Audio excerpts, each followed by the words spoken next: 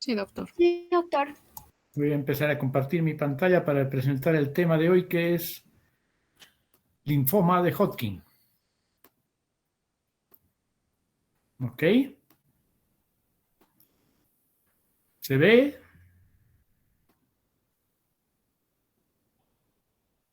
Sí, ¿Se ve? doctor. Perfecto, ya. Si se interrumpiera por cualquier motivo, me dan una llamadita, please. ¿Ok? Voy a Está bien, contestar. doctor. Prometo que esta vez voy a contestar. Muy bien, vamos a hablar entonces, como les decía, de linfoma de Hodgkin, antes conocida como enfermedad de Hodgkin, pero ahora sabemos que es verdaderamente un linfoma. ¿Sí? Es una enfermedad maligna de los linfocitos, o sea, es un linfoma, que se caracteriza por la presencia de las células de Reed-Steinberg. Tiene una incidencia que varía de acuerdo a la geografía humana, a la geografía mundial, ¿no? Pero en Estados Unidos, que es donde más estadísticas hay, es de alrededor de 1 a 3 por 100.000 habitantes por año, con una relación hombre-mujer de 2 a 3 a 1, ¿ya? Y tiene dos presentaciones en cuanto a la clínica en relación a la edad de pico, como un primer pico entre los 15 y los 40 años y un segundo pico después de los 60 años, ¿sí? En estas primeras, en estos años precoces, 15, 20, 25 años, en general compromete más a las mujeres, pero en general después, en términos generales, hay mayor compromiso de los varones, ¿sí? Es menos común en los afrocaribeños y hay un riesgo 9 veces mayor en gemelos, lo que quiere decir que tiene un trasfondo genético importante, ¿no? La infección por el virus de Epstein-Barr puede contribuir al desarrollo de este tipo de linfoma. De hecho, en muchos linfomas, en algunas variedades sobre todo, tanto como en los linfomas no Hodgkin, hay frecuentemente presencia de Epstein-Barr en la patogenia de esta enfermedad, ¿sí? Miren, aquí, por ejemplo, he extractado este texto. Posteriormente se demostró que el virus de Epstein-Barr persiste en las células neoplásticas en recaídas, en diferentes localizaciones, ¿ya? En este 50% de casos, las células de Reed-Steinberg expresan las proteínas codificadas por los genes LMP1, LMP2A y EBNA1, ¿sí? Patrón característico de la expresión de la infección viral latente 4. La importancia del gen LMP1 se debe a que simula un receptor CD40 activado constitutivamente que aumenta a su vez la actividad de la familia de los factores de transcripción por la vía NF-κB, ¿ya? Entonces, este gen LMP2 bloquea la expresión del receptor de la célula B y por lo tanto actúa como un gen antiapoptósico, ¿sí? Este era lo que teníamos que leer, ¿ya? Este gen es el Human Gamma Herpes Virus tipo 4, ¿ya? Que está presente en el Epstein-Barr virus en un alto porcentaje. Bueno, antes de empezar a hablar del Hodgkin, vamos a hacer un cuadro comparativo diferencial sobre las principales características entre la enfermedad de Hodgkin o el linfoma de Hodgkin y el linfoma no Hodgkin, ¿ya? El origen en la enfermedad de Hodgkin es principalmente B, también lo es en el no Hodgkin, ¿sí? Pero en un 10% es T en el no Hodgkin, ¿ya? El compromiso ganglionar en el Hodgkin suele ser de un grupo localizado y tiende a propagarse a los ganglios linfáticos contiguos. En cambio, el linfoma no Hodgkin puede tener una diseminación ganglionar mucho menos lógica, menos vecinal, diríamos, ¿ya? Pueden haber ganglios linfáticos a ambos lados del diafragma, incluso desde el principio de la enfermedad. La diseminación extraganglionar es infrecuente en el Hodgkin y frecuente en el no Hodgkin, ¿ok? Hasta en el 30% de los linfomas no Hodgkin hay compromiso primario del tracto digestivo, por ejemplo, sobre todo el estómago o de otros órganos como la tiroides, el pulmón, en fin, ¿no? Pueden aparecer en muchos órganos, los no Hodgkin, sobre todo. Los Hodgkin, en cambio, el que aparezcan en un otro órgano que no sean los ganglios linfáticos, eso es infrecuente. El compromiso medular de la médula ósea es infrecuente en el Hodgkin y en algunos tipos de linfomas no Hodgkin, sobre todo los que tienen un curso indolente, larvado, lentamente progresivo, es frecuente, ¿ya? Los síntomas constitucionales son frecuentes en ambos casos, sobre todo si es que hay un avance significativo de la enfermedad, ¿no? En etapas precoces, en el Hodgkin, no suelen haber síntomas constitucionales y lo mismo en el no Hodgkin. Pero cuando ya avanza la enfermedad, empiezan a haber fiebre, malestar general, etcétera, etcétera, que son los síntomas constitucionales. Defectos cromosómicos, aneuploidía en las células de Hodgkin y sus variantes, en las de células de Redd-Steinberg, y traslocaciones y deleciones, sobre todo en los linfomas no Hodgkin. La diseminación hacia el sistema nervioso central es raro en el Hodgkin y puede propagarse hacia la sangre también, o sea, diseminación hematológica, mejor dicho, ¿ya? O sea, sin leucemizarse, en otras palabras. En el no Hodgkin esto puede hacerse, en el Hodgkin no, ¿ya? El pronóstico, pero sí en el Hodgkin puede comprometer la médula ósea, ¿no? Aunque infrecuentemente. Sin embargo, la sangre no. El pronóstico es bueno, sobre todo en los clásicos de tipo esclerosis nodular y predominio linfocítico o rico en linfocitos, y en el 75-85% de los casos hay curación con los métodos de tratamiento actuales. En cambio, en un 30-40% de los no Hodgkin solamente hay curación y el resto evoluciona indefectiblemente hacia la fatalidad. Diagnóstico diferencial, entonces, más importante, Hodgkin, grupo axilar ganglionar. Suele comprometerse los grupos cervical, mediastínico y paraórticos, ¿ya? En el no Hodgkin, múltiples grupos ganglionares periféricos. La diseminación es ordenada por contigüidad, como hemos dicho, del ganglio inicial a los ganglios vecinos, ¿ya? En cambio, es probable la diseminación no contigua en el linfoma no Hodgkin. Rara afectación mesentérica y del anillo de Waldeyer, frecuente afectación de los ganglios mesentéricos y del anillo de Waldeyer, las amígdalas sobre todo, ¿no? Y infrecuente afectación extraganglionar, frecuente afectación extraganglionar. Hemos dicho sobre todo tracto digestivo, vía urinaria, vía glándulas endocrinas, sobre todo, en fin, ¿no? Y otros órganos también, incluso los huesos. Bueno, ahora entramos ya de lleno al linfoma de Hodgkin. ¿Me escuchan y me ven?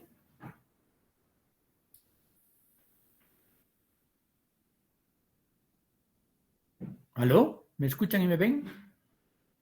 Sí, doctor, se me escucha. Gracias, mil. Proliferación neoplásica de células gigantes, neoplásicas dispersas en un fondo predominantemente reactivo. ¿Ya? Eso es lo característico. ¿Y cuáles son estas células neoplásicas bastante grandes? Son las denominadas células de Redd-Steinberg y sus variantes. Aquí hay varias variantes que vamos a ir viendo, ¿no? Pero es interesante que las células neoplásicas están dispersas, no son muy abundantes, en un fondo predominantemente reactivo, que es mayoritario, como aquí, por ejemplo, ¿no? Esta es la célula maligna y el fondo es reactivo, es decir, no neoplásico. No es parte del linfoma, a no ser como acompañante del linfoma por inducción de su presencia por parte de las células malignas. En este caso, de la célula de Redd-Steinberg, que como ustedes ven es una célula grande, gigante, binucleada, con unos nucleolos prominentes, acidófilos, que recuerdan los ojos de la lechuza. ¿Sí? ¿Qué célula es esta célula de Redd-Steinberg en realidad? Se ha tardado bastante tiempo en descubrir que se trata de una célula B germinal o postgerminal, aunque carece de muchos marcadores de las células B, ¿ya? Típicamente no marca como las células B clásicas, CD21, CD20, CD19, ¿no? Es negativo para esos marcadores, excepto en la variedad de Hodgkin no clásico, que vamos a ver, ¿ya? La imagen macroscópica característica es esta, un ganglio linfático o un pequeño conglomerado, depende el tiempo de diagnóstico, ¿no? Pero al principio es un pequeño conglomerado o solo está afectado un ganglio linfático y tiene a la superficie de corte esta naturaleza medio nodular, sobre todo en la variedad de esclerosis nodular, justamente, ¿no? Entonces se ve que está comprometiendo casi todo el ganglio, ha sido reemplazado por la proliferación neoplásica de estas células de Hodgkin más sus acompañantes reactivas, ¿sí? Esta es la imagen histológica clásica. Está la célula de Stenberg binucleada con nucleolos prominentes y el fondo reactivo en donde podemos encontrar sobre todo linfocitos, algunos macrófagos, plasmocitos, eosinófilos, neutrófilos, sobre todo esos, ¿ya? Son células reactivas acompañantes. Podemos encontrar también algunas celulitas con nucleolo más grande y podría corresponder a una variante de células de Hodgkin, ¿sí? Pero esta es la clásica de Red Stenberg. Y esa es la imagen. Cuando un poco avance el proceso patológico, vemos un conglomerado gigante ya, con compromiso de múltiples ganglios que se van fusionando, comprometidos por la enfermedad, por el linfoma de Hodgkin, ¿sí? Y miren, ustedes tienen todos ese aspecto de papa cocida o de carne de pescado, típico de las neoplasias y también de los linfomas, que no escapan a esta característica macroscópica, ¿no? Aquí tenemos entonces tejido adiposo y un conglomerado ganglionar. Si quieren pueden contar los ganglios. 1, 2, 3, 4, 5, muchos ganglios, ¿ya? Bueno, ¿cuál es el inmunofenotipo con el que vamos a diagnosticar la presencia prácticamente característica de estas células en un contexto de sospecha de un linfoma de Hodgkin? Sí, tenemos el inmunofenotipo similar en las células de Red Stenberg clásicas, en las células mononucleares y también en la variedad de células de Hodgkin lacunares, ¿ya? Las células de Red Stenberg clásicas son estas binucleadas que acabamos de ver. Las mononucleares son con un solo núcleo, pero con un nucleolo prominente y un citoplasma relativamente abundante, no tan abundante como el de las células de Red Stenberg clásicas, y las lacunares con un clásico halo perinuclear, ¿no? Un halo claro perinuclear que parece que estuvieran las células alojadas en una laguna, por eso se llaman lacunares, ¿ya? Y el inmunofenotipo de las células de Red Stenberg clásicas y todas estas, mononucleares y lacunares, es que, primero, que ¿carecen de qué? De los marcadores clásicos de las células B y de las células T. O sea, carecen de células, de marcadores CD21, 20 y 19 y carecen de marcadores CD3, por ejemplo, ¿ya? Que es el marcador más universal para las células T. En cambio, expresan estos dos marcadores, sobre todo CD30, ¿ya? CD15, CD30. Mejor si expresan los dos, estamos más seguros de que se trata de una variedad clásica de células de Red Stenberg o de Hodgkin. Las células LIH suelen ser positivas para marcadores PAN-B y, en cambio, negativas para los marcadores clásicos del linfoma de Hodgkin, de las células de Red Stenberg y sus variantes, ¿no? Entonces, estas células LIH, linfocítica e histiocítica, o en palomita de maíz también se llaman, son pertenecientes a un grupo de linfoma de Hodgkin que se llama no clásico, ¿ok? El predominio linfocitario nodular, si quieren. Ahorita vamos a ver justamente esto, la clasificación. Entre los linfomas de células entre los linfomas de Hodgkin clásicos están estos 4 grupos, ¿ya? El más frecuente es el de tipo esclerosis nodular, donde están justamente las células lacunares, ¿ya? Que corresponden al 65, incluso al 75%. Aló, buenas tardes.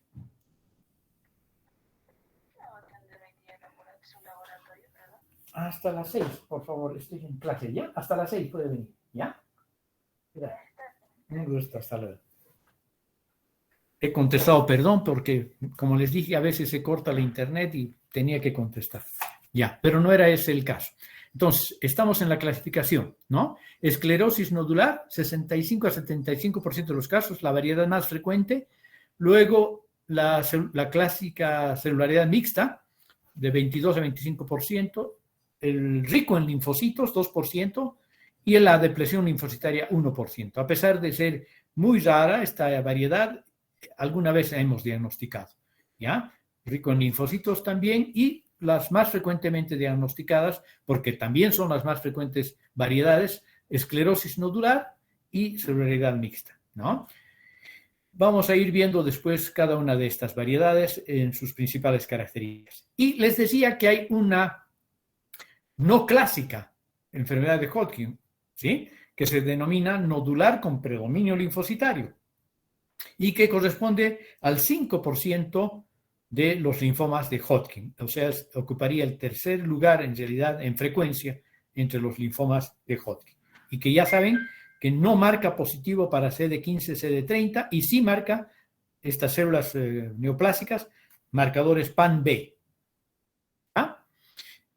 Esa es la clasificación de las linfomas de Hodgkin y esta es la clasificación del estadio clínico de la enfermedad, la clasificación de Narbor, ¿ya? Esta clasificación nos indica el estado de avance, cuán avanzada está la enfermedad. Y esto también se puede extrapolar a los linfomas no Hodgkin, no es solamente para los Hodgkin, ¿ya? Entonces, vamos a clasificar los estadios clínicos de la enfermedad en un estadio 1, 2, 3 y un estadio avanzado 4, ¿sí? Cuando hablamos de un estadio 1, cuando hay una sola región ganglionar afectada o de un único órgano afectado de localización extraganglionar, ¿ya? En el estadio 2 tenemos 2 regiones ganglionares o más de un solo lado del diafragma, ¿ya? O afectación limitada contigua, a un órgano de tejido extraganglionar, ¿sí? Se clasifica como 2, si no hay un órgano extraganglionar, y hay 2 regiones ganglionares comprometidas, y 2E si además compromete un órgano o tejido extraganglionar. Vecino, pero, ¿ya? Contiguo. En el estadio 3 hay afectación de regiones ganglionares a ambos lados del diafragma. ¿Ya? Eso es fácil de acordarse. Y puede involucrar el vaso, puede estar comprometido el vaso. Entonces hablamos de 3S, spleen, ¿no? Y o afectación limitada contigua de un órgano o localización extraganglionar, en cuyo caso hablamos de 3E o 3ES, ¿ya? Y en el estadio 4 tenemos focos múltiples o diseminados de afectación de uno o más órganos o tejidos extraganglionares con o sin afectación ganglionar linfática, ¿ya? A todos estos estadios clínicos se les puede agregar A o B, ¿ya? En la clasificación. A, cuando no hay síntomas generales, y B, cuando hay presencia de síntomas generales o constitucionales, como fiebre, malestar general, pérdida de peso, etc. ¿Ya? Bueno, ahora hablemos de cada una de las variedades en sus principales características. Empecemos con la enfermedad de Hodgkin nodular predominio linfocitario. Esta es la variedad no clásica del linfoma de Hodgkin. Estamos empezando por lo no clásico, para que tomen en cuenta, ¿sí? Constituye, como en el cuadro que ya vimos, el 5% de los Hodgkin, más afectación de varones, mayores de 35 años, menores de 35 años más bien, adenopatías cervicales o axilares aisladas, es donde se presenta con mayor frecuencia, y un pronóstico clínico global excelente. Pueden haber, sin embargo, recaídas crónicas y muchos linfomas, incluido este que estamos estudiando, pueden transformarse en un linfoma, fíjense qué interesante, no Hodgkin, un linfoma no Hodgkin de células B grandes y que tiene un pronóstico reservado ya, ¿no? O sea, empeora su pronóstico. Si el pronóstico global es excelente en esta variedad de linfoma, cuando se transforma en un linfoma no Hodgkin de células grandes, B, entonces el pronóstico empeora significativamente, ¿ya? ¿Y qué es lo que vamos a ver en un ganglio afectado por esta enfermedad? Primero que nada, hay un borramiento arquitectural, ¿sí? Ya no se reconoce la corteza, la médula, en la zona paracortical del ganglio linfático. Hay un borramiento arquitectural por una proliferación de linfocitos, macrófagos benignos y células de Redi-Sternberg de tipo LIH, o sea, linfocítico e histiocytico. Células en palomitas de maíz también, que expresan CD20 y no CD15 ni CD30, ¿ya? Además de CD20, que es la clásica expresión de los linfocitos B, pueden expresar CD45 y antígeno de membrana epitelial, ¿ya? Las células clásicas y otras variantes son difíciles de encontrar. Lo que vamos a encontrar son estas variedades de células, LIH.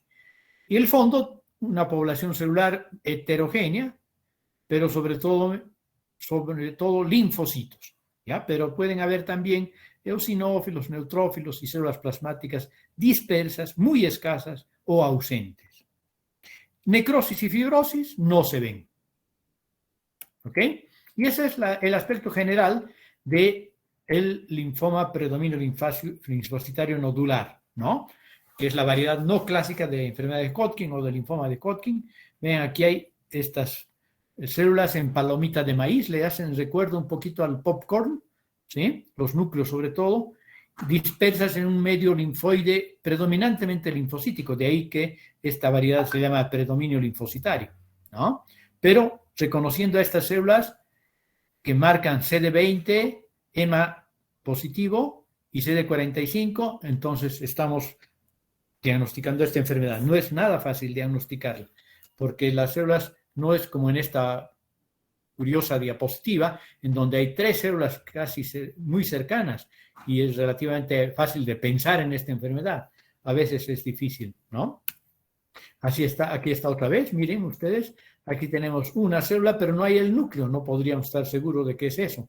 Aquí está el núcleo y esta es la célula de Redi-Sternberg linfocítica e histiocytica, tal vez esta también, y hay un fondo predominantemente linfocitario, linfocitos monótonos, pequeños, bien diferenciados.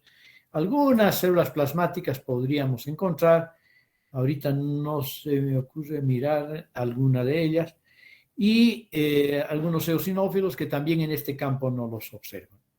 Algunos macrófagos pueden haber, ¿no? Tal vez sea este un macrófago.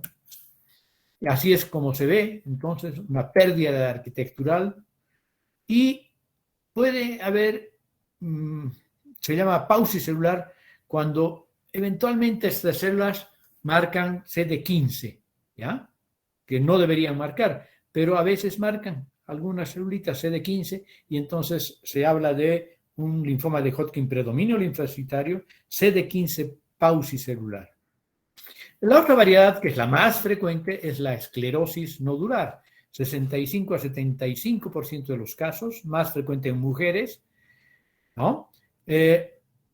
Adolescentes, mujeres adolescentes y adultos jóvenes, sobre todo, adenopatías cervicales, supraclaviculares y no es infrecuente encontrar adenopatías mediastínicas en esta variedad de esclerosis nodular, ¿ya? El pronóstico también es excelente, globalmente hablando, y aquí lo que morfológicamente se caracteriza es la presencia de células lacunares. Las células clásicas y otras variantes son raras, pero podemos encontrarlas. Las más frecuentes son las células lacunares, y una característica fundamental de donde viene también su nombre, esclerosis nodular, es la presencia de bandas de colágeno que forman nódulos circunscritos, mal circunscritos, yo diría, ¿ya? Entonces, ese le da un aspecto nodular a este tipo de linfoma, ¿ya? Entonces, hablamos de la variedad esclerosis nodular. Si hay esta esclerosis, estas bandas de colágeno, y hay células lacunares, casi tenemos asegurado el diagnóstico. Y en ese fondo reactivo, vamos a ver células T pequeñas, eosinófilos, células plasmáticas y macrófagos, ¿no? O sea, una heterogénea población reactiva. Además, si hacemos marcadores para encontrar virus de Epstein-Barr, las vamos a observar en estas variedades de células de Redi-Sternberg, en las células lacunares, en un alto porcentaje. Y aquí están las células lacunares, ¿no? En medio de un mundo reactivo, en un ganglio que ha perdido también su arquitectura, ¿ya? En este acercamiento vemos estas características, el fondo, las células de Rede-Stenberg lacunares, ¿no? La variedad lacunar. Aquí tienen un acercamiento de estas células lacunares en un fondo linfocítico, plasmocítico, ¿no? Y aquí, viendo con menor aumento, podemos ver justamente estas bandas de colágeno que van formando nódulos, ¿no? Algunos completos, otros incompletos.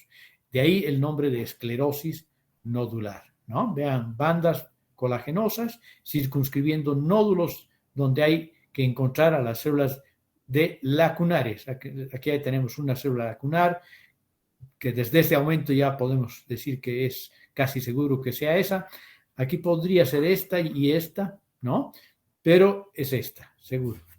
Entonces tenemos unas células, miren aquí las bandas de colágeno gruesas y alinizadas, circunscribiendo nódulos donde están la proliferación linfoide reactiva con presencia de las células lacunares que no se ven muy clásicas aquí en este aumento.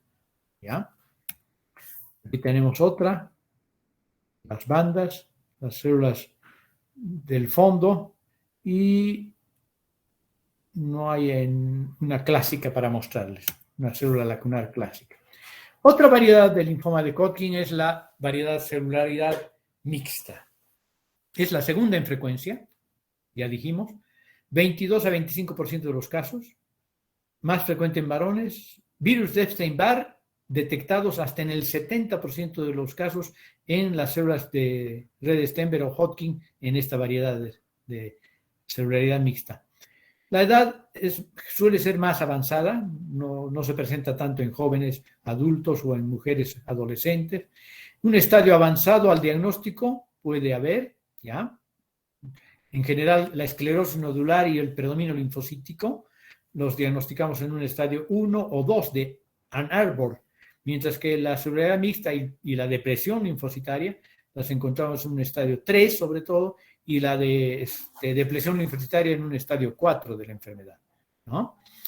Síntomas B, fiebre y pérdida de peso, con frecuencia están presentes, puesto que hay un mayor avance de la enfermedad al diagnóstico, y las adenopatías que con mayor frecuencia se afectan son las de los ganglios cervicales, supraclaviculares y mediastínicas también.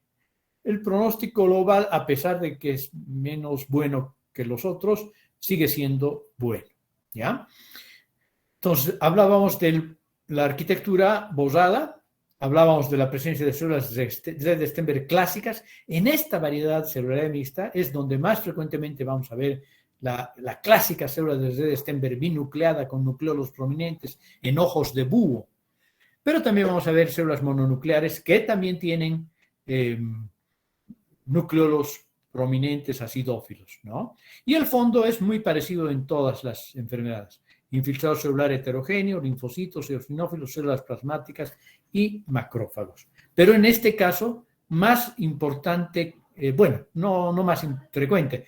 Hay muchos linfocitos, pero también hay, más que en las otras variedades, un número significativo de eosinófilos y células plasmáticas. De ahí su nombre, justamente, ¿no? Celularidad mixta viene de ese nombre, de la presencia de linfocitos, eosinófilos, células plasmáticas, ¿no? En el fondo, ¿de acuerdo?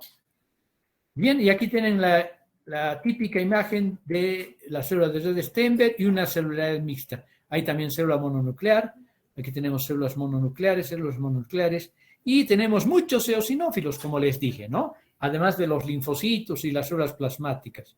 Esta es una imagen clásica de un linfoma de Hodgkin tipo celularidad mixta, ¿ya? Recuerden entonces. Aquí tenemos otra imagen, más bonita todavía.